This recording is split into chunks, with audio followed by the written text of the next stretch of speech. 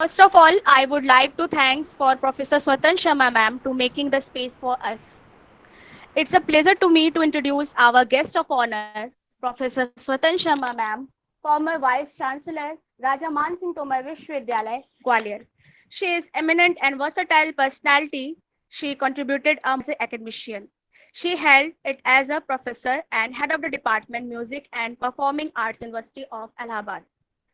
She is an excellent writer. She authored 7 books and more than 50 articles published in national, international journal and magazines. She supervised 35 PhD students and 1 DLED scholar.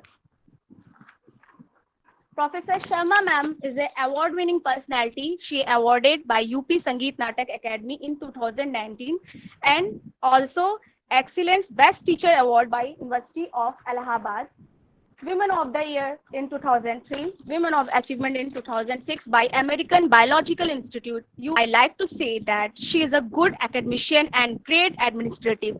She coordinated lots of academic events, refresher courses, national international seminars and conferences to enrich the music academic world. She is contributed many more responsibilities as a panelist and subject experts in government academic bodies such as UGC, UPPSC, RPSC, Chhattisgarh Public Service Commission, and several others. She has been performed very renowned stages, for example, Goa Festival, Vrindavan Utsav, Ayodhya Mela, Trivedi Mahotsav, Allahabad, and several others. Madam, it's really proud for us to giving a valuable time. Now, I would like to invite our eminent guest to enrich our knowledge and I hope so we will receive research lecture. आइए ma'am, आपका हृदय से स्वागत करती हूँ सादर चरण स्पर्श। सर्वप्रथम मैं आप सबको प्रणाम कर रही हूँ इतने सुंदर वेबिनार के लिए। मैं महाविद्यालय की प्राचार्य डॉक्टर सुधा पांडे जी, आयोजन समिति के सभी सदस्य, संगीत विभाग की संयोजिका एवं महाप्रवक्ता डॉक्टर सुमिता बैनर्जी एवं अन्य सभी सहयोगी शिक्षक शिक्षिकाएं, मंच से जुड़े सभी वक्तागण एवं श्रोता। आज ये बहुत सुंदर आयोजन प्रातःकाल आपने आयोजित किया है। अभी जैसा सुधा जी ने कहा कि क्लासिकल म्यूजिक आगे बढ़े, कम ना हो, तो मैं बस इतना बताना चाहती हूँ कि क्लासिकल म्यूजिक को अभिजात्य संगीत हमारे यहाँ कहा गया है कि माने म्यूजिक फॉर क्लास। तो अगर हमारे पास उतने ज्यादा श्रोता या उतने नहीं है, तब भी हमारा क्लासिकल म्यूजिक को क्वालिटी पर हम विशेष एम्फेसिस देते हैं कि it should be qualitative music. वैसे म्यूजिक तो सारे हिंदुस्तान में बहुत फैल रहा है, चाहे वो क्लासिकल हो, चाहे वो लाइट हो, उप शास्त्रीय संगीत हो, फोक म्यूजिक हो, हम सबका स्वागत करते हैं। आज सुमिता ने भी बहुत सुंदर गाया और सुमिता हमारे यहाँ डिपार्टमेंट में थी। She was a very bright and very diligent scholar और उसने मेरे अंडर में रिसर्च किया था, तो I am proud of her to be being here. तो मैं आज की चर्चा प्रारंभ करने के पूर्व भगवान श्री राम की चरण वंदना जरा सा 2 मिनट करूंगी। जय जयति जय रघुवंश भूषण राम राजीव लोचनम।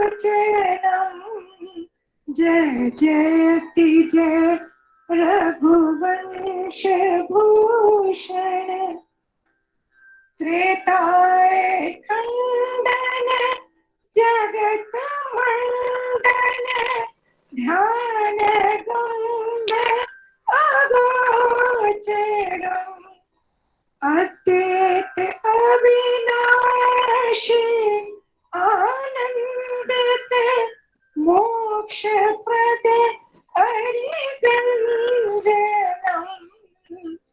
तब शरण भवनिधि पार गायक अन्न जगत विडंबनम। जय जयति जय रघुवंश भूषण राम राजीव लोचनम। दुख दीन दारिद्र के बिहारक दया सिंधु कृपा करम, तुम राम प्रिय के राम जीवन भूरि मंगल मंगलम।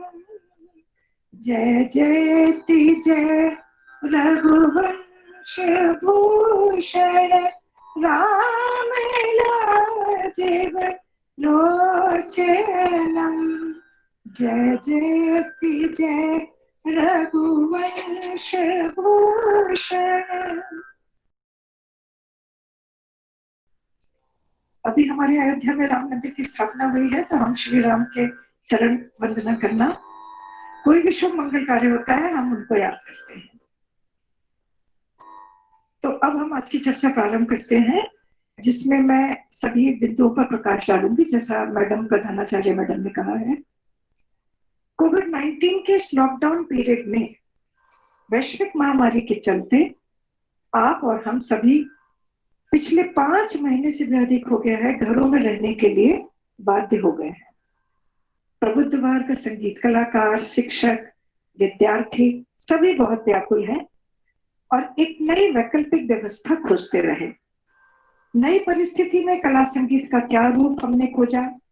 शिक्षा का जो रूप प्राचीन काल से चलता रहा, समय के साथ उस संगीत शिक्षा में बदलाव आता रहा है।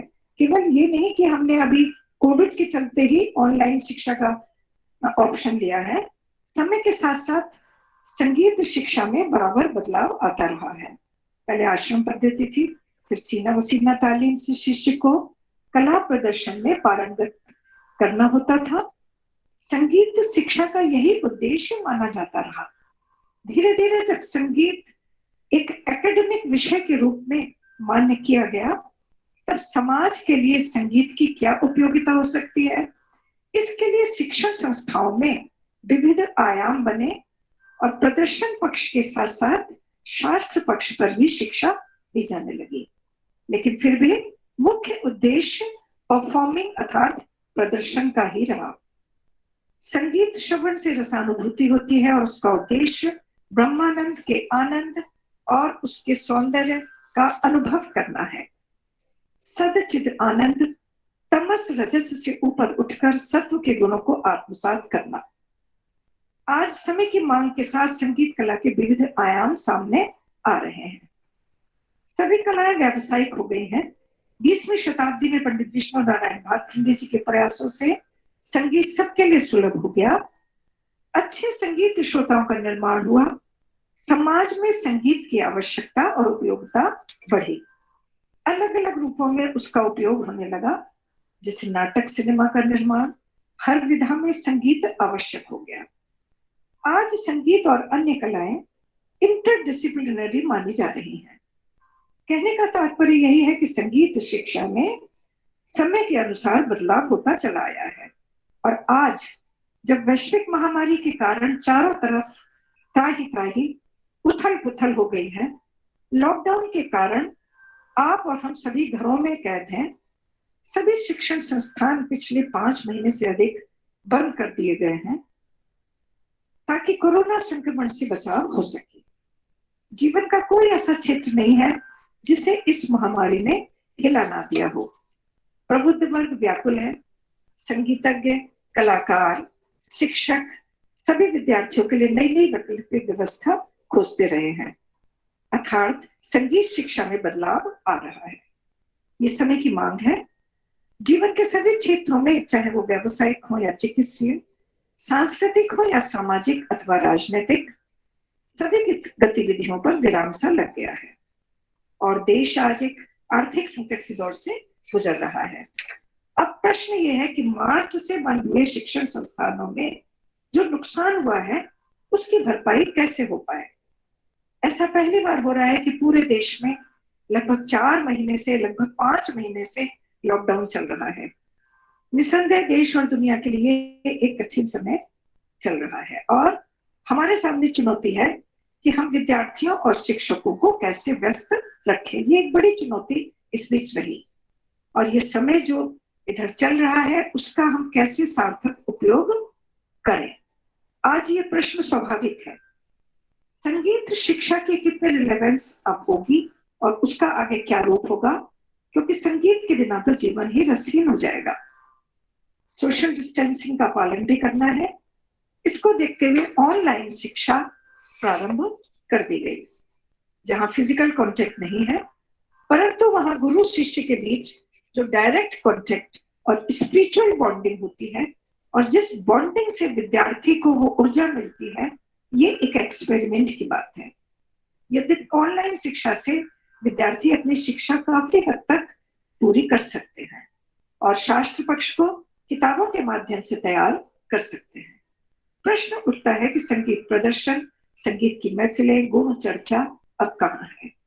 मंच पर कलाकार और श्रोता के मध्य जो तादाद में स्थापित होता है, जो वाह की छड़ी लगती है और कलाकार के जो नए नए रंग निखरते हैं, कला नई नई ऊंचाइयों को छूती है, क्योंकि संगीत तो एक्सटेम्पोर है, उपज का संगीत है, जहां श्रोताओं द्वारा प्रोत्साहन से कला की नई नई स्वरावलियां रचती हैं।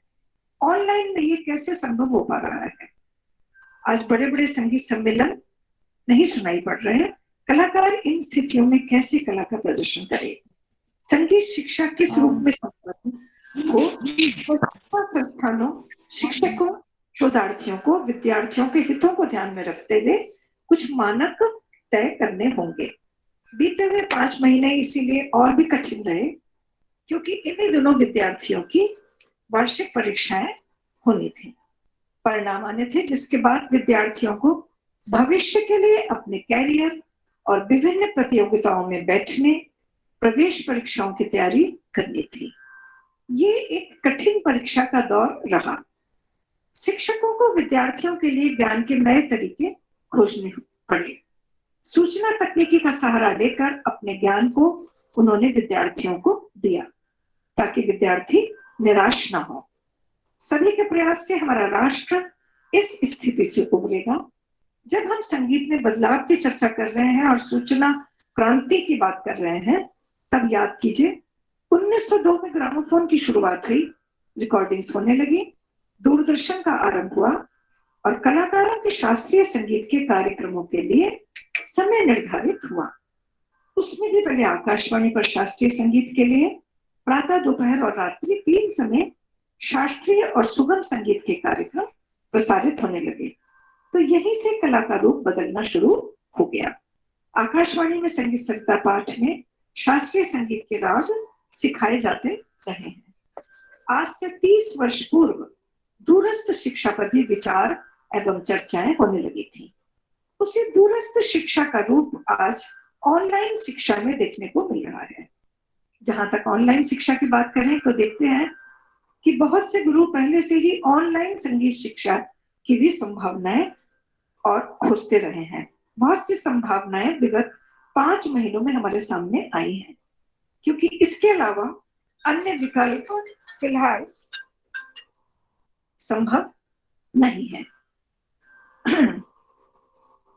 जब इलेक्ट्रॉनिक तानपुरा तालोमीटर है, तो फिर ऑनलाइन बंदिशें और गायकी भी संभव हो पा रही है।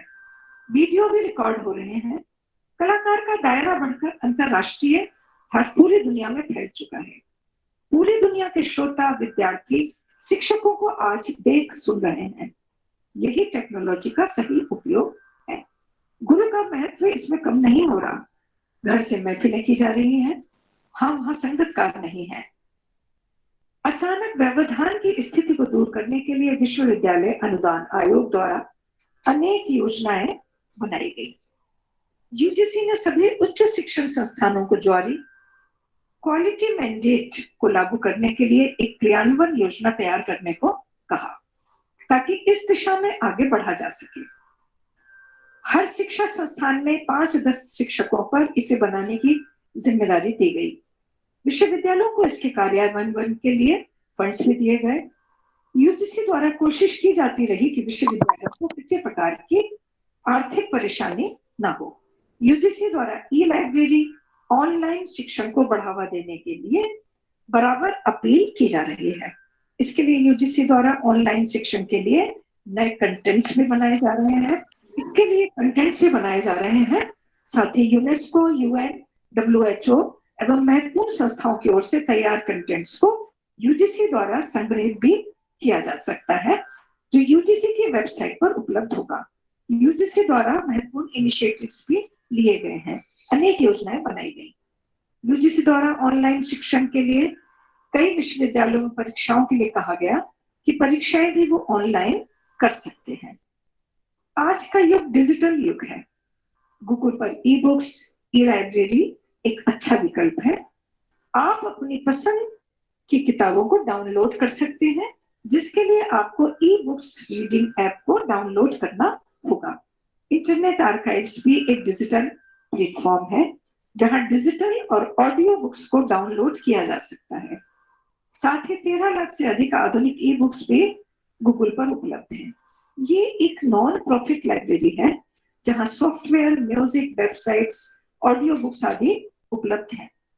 गूगल पर ही फ्री बुक नेट एक साइट है, जहां अलग अलग प्रकार की किताबों का बड़ा कलेक्शन है। वीडियो ट्यूटोरियल क्लासेस भी गूगल पर उपलब्ध है। परंतु शास्त्रीय संगीत अन्य विषयों से भिन्न एक प्रदर्शनकारी कला है, जहां ऑनलाइन शिक्षण में थोड़ी कठिनाई अवश्य आती है। फिर भी आज के दौर में ऑनलाइन शिक्षण में ही एक अच्छा विकल्प हम ढूंढ रहे हैं। पिछले अनेक दशकों में सूचना तकनीक और कंप्यूटर का जो प्रयोग बढ़ा है, संगीत के क्षेत्र में उसका स्पष्ट प्रभाव व उपयोग हुआ है। अब तो विश्वविद्यालयों में सूचना तकनीकी का प्रयोग आवश्यक कर दिया गया है। दूरवर्ती शिक्षा के लिए भारत सरकार ने ओपन यूनिवर्सिटीज की स्थापना की, जहां से डाक, दूरदर्शन, रेडियो, सीडी, स्लाइड्स और घरेलू किट्स के माध्यम से विद्यार्थी संगीत की शिक्षा प्राप्त करते चले आ रहे हैं। आज यही समय है जबकि संगीत के शिक्षक संगीत की शिक्षा को इंटरनेट के माध्यम से उपलब्ध कराने के लिए अच्छा कार्य करें। ऑनलाइन शिक्षा को आदर्श शिक्षा तो नहीं कह सकते, परंतु ऑप्शनल और पूरक दोनों हम कह सकते हैं। गूगल पर संगीत शिक्षण की अनेकों वेबसाइट्स हैं, जैसे स्वरांगना, विश्वमोहिनी.com, तानरंग.com आदि।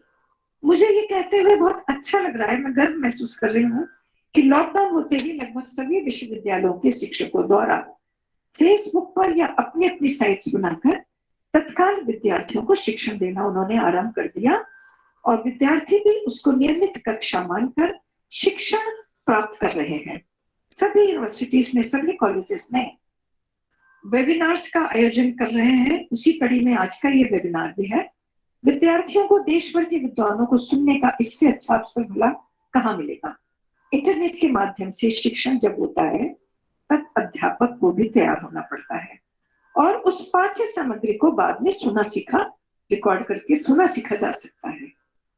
आज कई 100 किलोमीटर दूर का भी विद्यार्थी, कई हजार दूर का विद्यार्थी भी जूम, गूगल मीट, फेसबुक के सहारे अपनी कक्षा अटेंड कर रहा है, वेबिनार्स अटेंड कर रहा है, और अध्यापकों से और एक्सपर्ट से बात कर रहा है। इसके अलावा अन्य कोई विकल्प नहीं है। सूचना तकनीकी के माध्यम से प्राप्त शिक्षा कम खर्चीली है। अनेक संगीत के पुराने गुरुओं को आर्थिक सहायता देकर उत्तम शिक्षण के लिए विश्वविद्यालय और महाविद्यालय अनुबंधित कर सकते हैं। आज की बदली हुई स्थिति में विविध स्रोतों के उपयोग से संगीत के शैक्षणिक अवसरों को हमें खोजना ही होगा। एकेडमिक क्षेत्र में डिजिटल माध्यम का उपयोग अनंत संभावनाएं दिखा रहा है। शिक्षकों, विद्यार्थियों के लिए ज्ञान के नए तरीके खोज लिए गए हैं। सभी के प्रयास से हमारा राष्ट्र इस स्थिति से उभरेगा। ऐसी व्यवस्था के अच्छे परिणाम भी आए हैं।